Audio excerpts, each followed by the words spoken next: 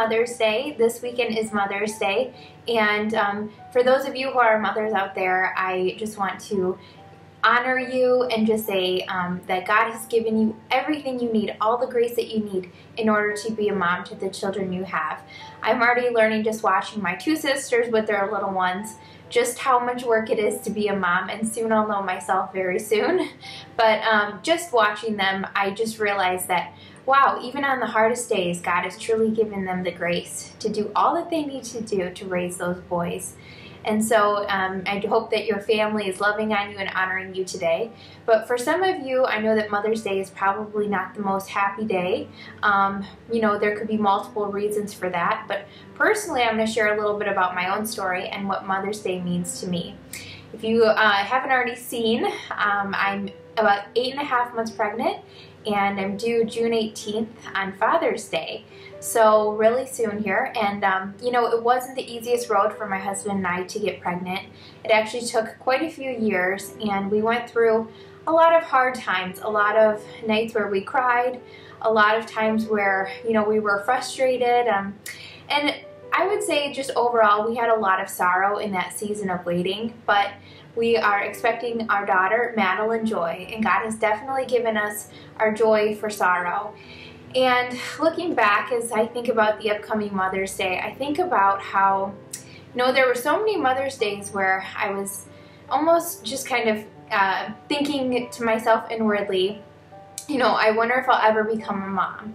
And so it kind of left me almost feeling sad or hopeless sometimes. And then I would always think about all the women that are pregnant or having babies, and I thought, I feel like I'm the only one that, you know, isn't having this desire fulfilled.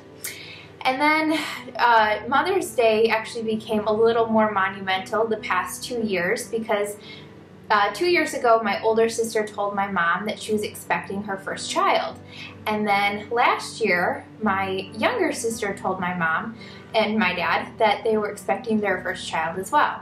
So this happened on 2 consecutive Mother's Days in a row.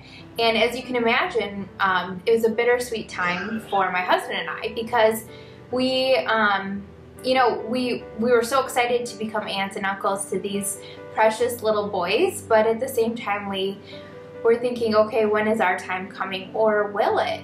And, you know, one of the things that I've really learned is that in that season of waiting and just really trusting in the Lord, it was hard, but looking back now, I think there were so many things that I learned about the Lord. There were things that my husband and I learned about each other. We grew together, we grew in the Lord, we grew just in so many different ways.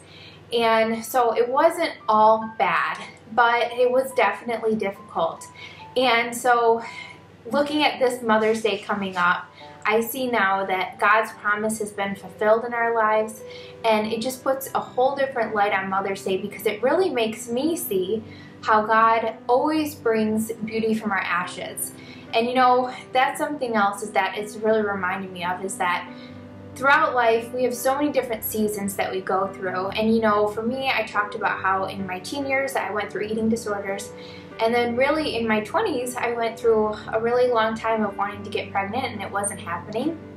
And so no matter what hard seasons we go through though, I've learned that if we put our hope, our trust, our faith in the Lord and in His promises and in His Word, that He always fulfills them.